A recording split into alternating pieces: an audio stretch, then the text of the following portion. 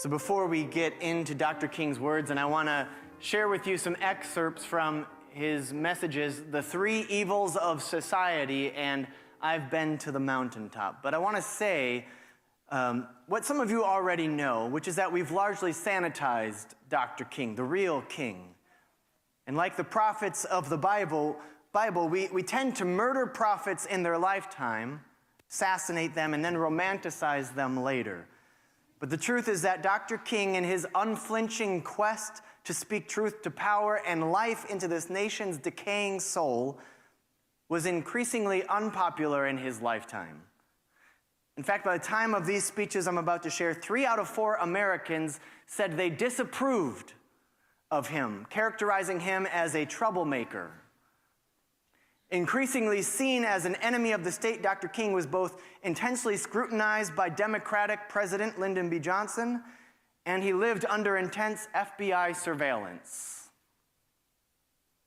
So this morning, I want to deliver these speeches of Dr. King so that we can go beyond those nice, comforting social media quotes about love and light, devoid of any context. I want to invite us to hear his prophetic voice with clarity. Hear how powerful his voice remains. This first message, The Three Evils of Society, was given after more than 10 years of prolonged war in Vietnam and in the midst of rising reactionary racism, trying to turn back those wins achieved by the civil rights movement. It was delivered into what became known as the long, hot summer of 1967. And there, Dr. King spoke into a period of widespread and intense racial unrest across major American cities where nearly 160 riots erupted, fueled primarily by deep-seated frustrations regarding police brutality, poverty, and racial inequity. And so again, as he speaks into his historical moment, I invite you to hear his words as they resonate with our own. Some of the people and the places and references might have changed, but there is a deep underlying unity. Listen as he names these 3 evils, present then and present now.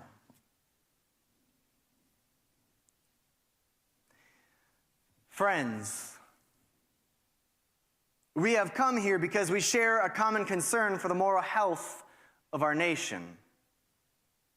We have come because our eyes have seen through the superficial glory and glitter of our society. We have seen our nation weighed in the balance of history and found wanting. The poor, black and white, are perishing on a lonely island of poverty in the midst of a vast ocean of material prosperity. Millions, yes, billions, are appropriated for mass murder. But the most meager pittance for foreign aid, for international development, is crushed in the surge of reaction.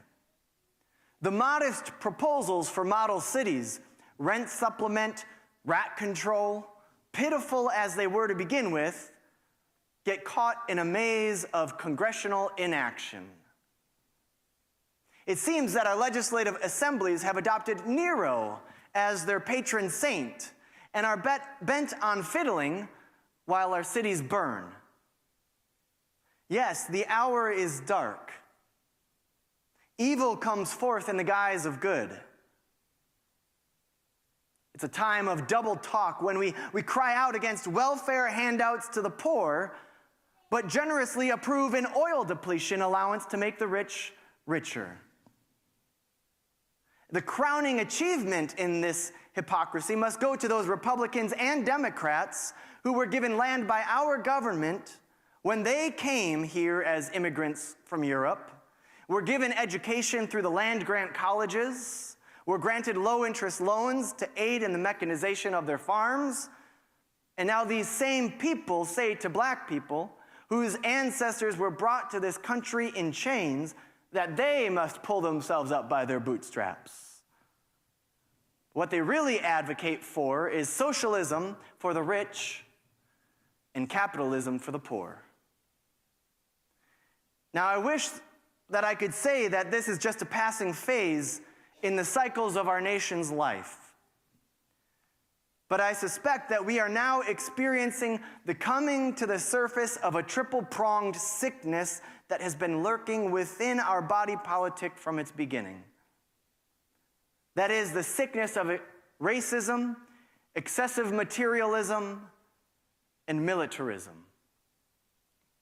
Ever since the birth of our nation, white America has been torn between selves. A self in which she proudly professes the great principle of democracy, and a self in which she madly practices the antithesis of democracy. Every step forward on the question of racial justice in America is met with a step backwards. There has never been a solid, unified, and determined thrust to make justice a reality for Afro-Americans. Now, the step backwards today is white backlash, but the white backlash is nothing new. It is the surfacing of old prejudices, hostilities, and ambivalences that have always been there. Now, this does not imply that all white Americans are racist. Far from it. Many white people have, through a deep moral compulsion, fought long and hard for racial justice. Nor does it mean that America has made no progress in her attempt to cure the body politic of the disease of racism, or that the dogma of racism has not been considerably modified in recent years. However, for the good of America, it is necessary to refute the idea that the dominant ideology in our country, even today, is freedom and equality, while racism is just an occasional departure from the norm on the part of a few bigoted extremists. If America does not respond creatively to the challenge to banish racism, some future historian will say that a great civilization died because it lacked the soul and commitment to make justice a reality for all. Now, the second aspect of our afflicted society is extreme materialism. A writer has portrayed our dilemma in candid terms, saying, "You call your material devices labor-saving machinery, and yet you are forever busy. With the multiplying of your machinery, you grow increasingly fatigued, anxious, nervous, dissatisfied. Whatever you have, you want more, and wherever you are, you want to go somewhere else." This tells us something about our society, our civilization. We cannot escape the indictment. This does not mean that we must turn back the clock of scientific progress. But our moral leg must be redeemed. When scientific power outruns moral power, we end up with guided missiles and misguided men. It is this moral leg in our thing-oriented society that blinds us to the human reality all around us and encourages us in greed and exploitation. We have deluded ourselves into believing the myth that capitalism grew and prospered out of the Protestant work ethic of hard work and sacrifice.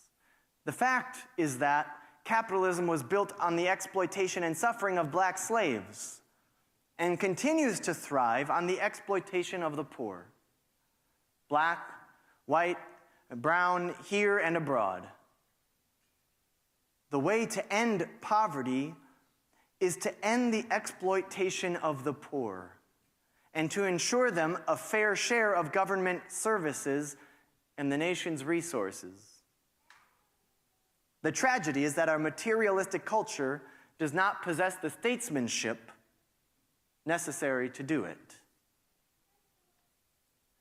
We must realize that the problems of racial injustice and economic injustice cannot be solved without a radical redistribution of political and economic power. The final phase of our national sickness is the disease of militarism. We are arrogant in professing to be concerned about the freedom of foreign nations while not setting our own house in order.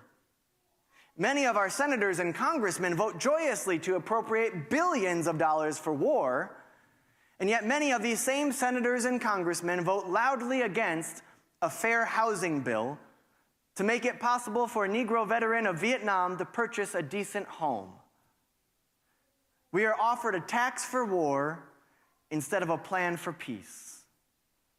The American people must have an opportunity to vote into oblivion those who cannot detach themselves from militarism. Friends, we are here because we believe, we hope, we pray that something new might emerge in the political life of this nation. I am convinced that this new life will not emerge until our nation undergoes a radical revolution of values. When machines and computers, profit motives, and property rights are considered more important than people, racism, economic exploitation, and militarism are incapable of being conquered. A civilization can flounder as readily in the face of moral bankruptcy as it can through financial bankruptcy. A true revolution of values will cause us to question the fairness and justice of many of our past and present policies. True compassion is more than flinging a coin to a beggar. It understands that an edifice which produces beggars needs restructuring. A true revolution of values will lay hands on the world order and say of militarism, this way of settling differences is not just. A nation that continues year after year to spend more on military defense than on programs of social uplift is approaching spiritual death. Our only hope today lies in declaring eternal opposition to poverty, racism, and militarism. So let us stand, knowing that on some positions, cowardice asks the question, is it safe? Expediency asks the question, is it politic? Vanity asks the question, is it popular? But conscience asks the question, is it right? And on some positions, it is necessary for the moral individual to take a stand that is neither safe, nor politic, nor popular. But he must do it because it is right. And say to our government, we will not be harassed. We will not make a butchery of our conscience. We will not be intimidated. We will be heard.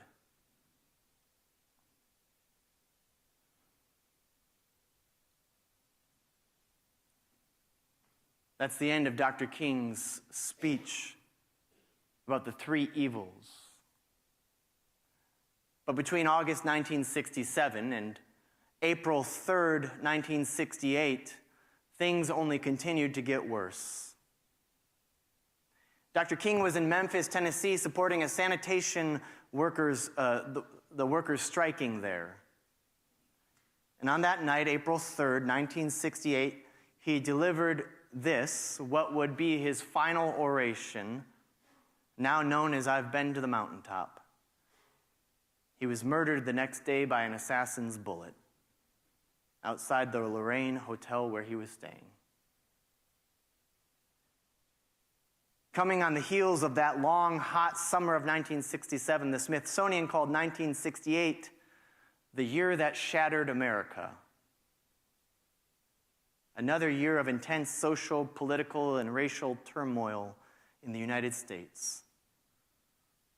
1968 was a turning point in American history characterized by a siege mentality in major cities and deep division over the Vietnam War. May these words again transcend time to speak into our own historical moment.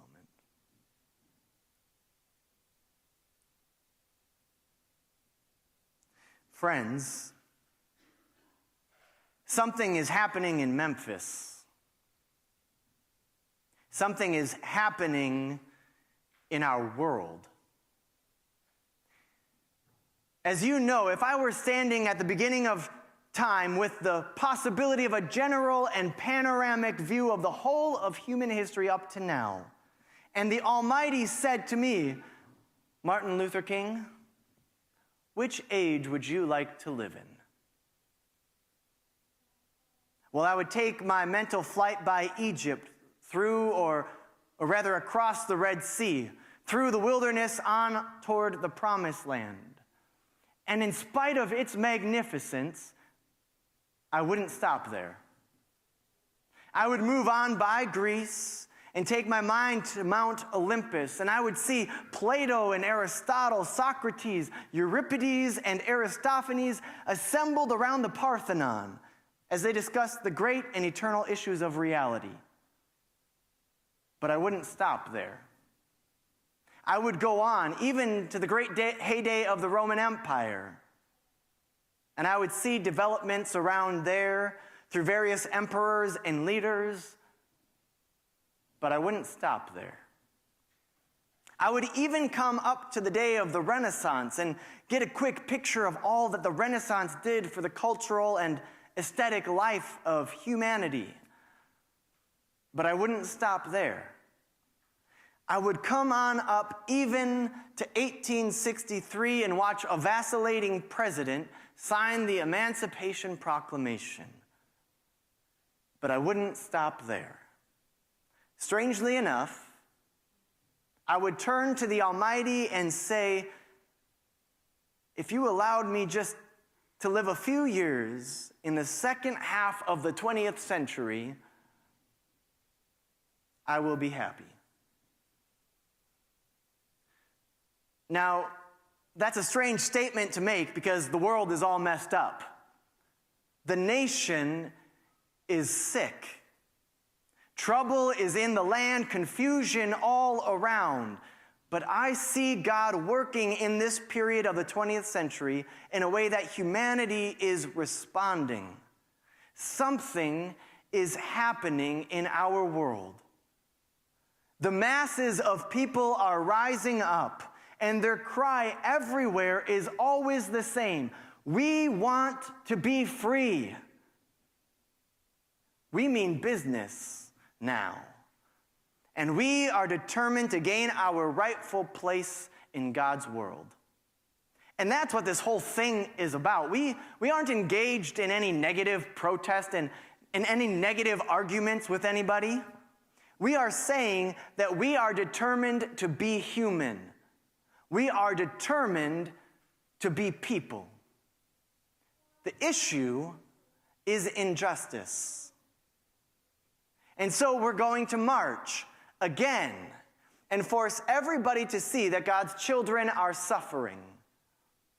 We aren't going to let any mace stop us. Bull Connor could tell his troops to send the dogs, but we will just go before the dogs singing, ain't going to let nobody turn us around. They will not stop us. Now, if I lived in China or even Russia, maybe I could understand the denial of basic First Amendment privileges because they hadn't committed themselves to that yet over there. But somewhere I read of the freedom of assembly. Somewhere I read of the freedom of speech. Somewhere I read of the freedom of the press. Somewhere I read that the greatness of America is the right to protest for right. And we need all of you. We don't have to argue with anybody. We don't have to curse and go around acting bad with our words. We don't need any bricks and bottles. We just need to go around and say, God sent us by here to say that you are not treating God's children right. And if you are not prepared to do that, well, then we do have an agenda that we must withdraw economic support from you. And so as a result of this, we are asking you to go tell your neighbors not to buy Coca-Cola in Memphis. Go and tell them not to buy seal test milk. Tell them not to buy Wonder Bread. We must redistribute the pain. But not only that, we've got to strengthen black institutions. These are some practical things we can do. We begin the process of building a greater economic base, and at the same time, we are putting pressure on them where it really hurts. Friends, we have got to see this through. And when we have our march, you need to be there. Be concerned about your neighbor. You may not be on strike, but either we go up together or we go down together. Let us develop a kind of dangerous unselfishness. Let us rise up today with a great readiness. Let us stand with a greater determination, and let us move on in these powerful days, these days of challenge to make America what it ought to be. We have an opportunity to make America a better nation. And I want to thank God once more for allowing me to be here with you. You see, I left Atlanta this morning, and as we got on a plane, the pilot said over the public address system, "We're sorry for the delay. But we have Dr. Martin Luther King on the plane, and to be sure that nothing would be wrong with the plane, we had to check everything out carefully. We've had to protect and guard the plane all night." And then I got to Memphis. And some began to talk about the threats that are out there. What would happen to me from some of our sick white brothers?